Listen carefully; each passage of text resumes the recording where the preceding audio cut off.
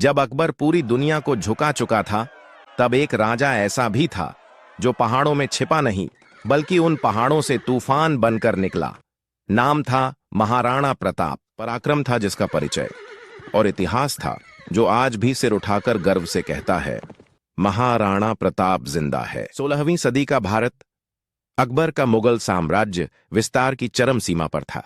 दिल्ली, आगरा, बंगाल, गुजरात, एक एक कर सभी रियासतें अकबर की तलवार के आगे झुक चुकी थीं। लेकिन एक राज्य ऐसा था जो अभी भी स्वतंत्र था, मेवाड़। और उसके सिंहासन पर बैठा था एक ऐसा राजा जिसने समर्पण को कभी स्वीकार ही नहीं किया। राजा नहीं, स्वाभिमान की चट्टान थे वो, महाराणा प्रताप। 9 मई 1540 कुंभलगढ़ के किले में जन्मे महाराणा प्रताप, महाराणा उदय सिंह और महारानी जयवंताबाई के पुत्र थे। बचपन से ही वो कठोर अनुशासन, युद्ध कला और राजनैतिक दूरदर्शिता में प्रशिक्षित हुए। जब मेवाड़ पर संकट के बादल मंडराने लगे और मुगल साम्राज्य अपनी पकड़ मजबूत कर रहा था, तब राजगद्दी पर बैठने का समय आया। लेकिन ध्यान देने वाली बात यह है कि उदय सिंह चाहते थे कि उनका छोटा बेटा जगमाल राजा बने, पर मेवाड़ की राजसभा ने प्रताप को चुना, क्योंकि उन्हें चाहिए था एक योद्धा, एक नेता और एक ऐसा राजा जो मेवाड़ की आन बान शान की रक्षा कर सके। 1572 में प्रताप बने मेवाड़ के राजा। उस समय अकबर पूरे भारत को एक साम्राज्य में बदलना चाहता था। उसने मेवाड़ को बार बार संदेश भिजवाया, आओ, दोस्ती करो, हमारी छत्र छाया में आ जाओ। पर प्रताप का जवाब सीधा था, स्वतंत्रता कोई समझौता नहीं, ये हमारा जन्मसिद्ध अधिकार है।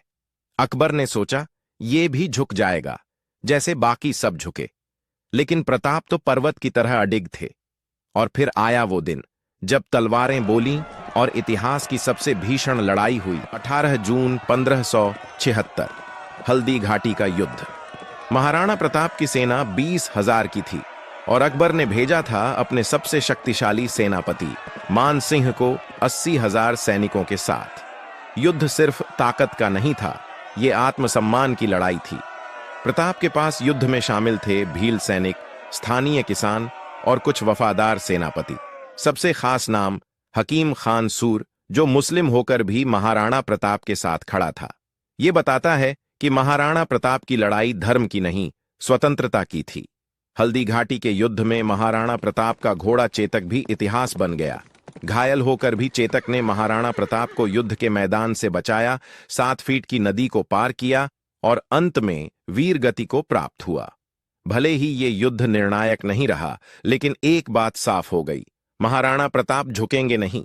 युद्ध के बाद महाराणा प्रताप जंगलों में, पहाड़ों में भटके, कभी भूखे रहे, कभी अपने बच्चों को घास की रोटियां खिलानी पड़ी। लेकिन उन्होंने अकबर की अधीनता स्वीकार नहीं की। अकबर ने फिर सेनाएं भेजीं, लेकिन महाराणा प्रताप हर बार गायब हो जाते, फिर से हमला करते। यही थी उनकी गुरिल्ला रणनीति, जो आगे चलकर छत्रपति शिवाजी महाराज ने भी अपनाई।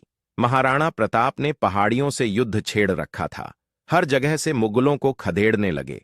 चित्तौड़ भले उनके पास नहीं था, पर हर एक किला, हर एक पहाड़ी इलाका धीरे धीरे वापस ले लिया। 1582 में उन्होंने दिवेर का युद्ध जीता और यहीं से शुरू हुई मेवाड़ की वापसी। एक एक कर 32 दुर्ग महाराणा प्रताप ने मुगलों से आजाद करवा लिए। उन्होंने खुद कहा था, चित्तौड़ हमारा ध्येय है और अंतिम सांस तक रहेगा। महाराणा प्रताप सिर्फ योद्धा नहीं, आदर्श राजा भी थे। उन्होंने युद्ध के बीच भी प्रशासन नहीं छोड़ा। उन्होंने जनता के लिए नहरें बनवाईं, खेती को प्रोत्साहन दिया और अपने सैनिकों का मनोबल कभी गिरने नहीं दिया। और अंततः 19 जनवरी 1597 छावंड में महाराणा प्रताप ने अंतिम सांस ली। उन्होंने अपने पुत्र अमर सिंह को भी अंतिम शब्दों में यही कहा, अकबर से कभी समझौता मत करना। उनकी मृत्यु के बाद भी मुगल उन्हें कभी पूरी तरह पराजित नहीं कर पाए।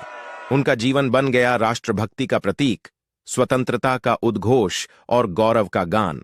आज भी जब कोई संघर्ष करता है, जब कोई अन्याय के सामने झुकने से इनकार करता है, तो इतिहास प्रताप की मिसाल देता है। अगर महाराणा प्रताप का स्वाभिमान, उनका त्याग और उनका बलिदान आपके दिल को छू गया, तो इस वीडियो को सब्सक्राइब जरूर करें। वीरता की गाथा हर कोने तक पहुंचाने के लिए शेयर करें और भारत के ऐसे ही गौरवशाली इतिहास को जानने के लिए लाइक करें।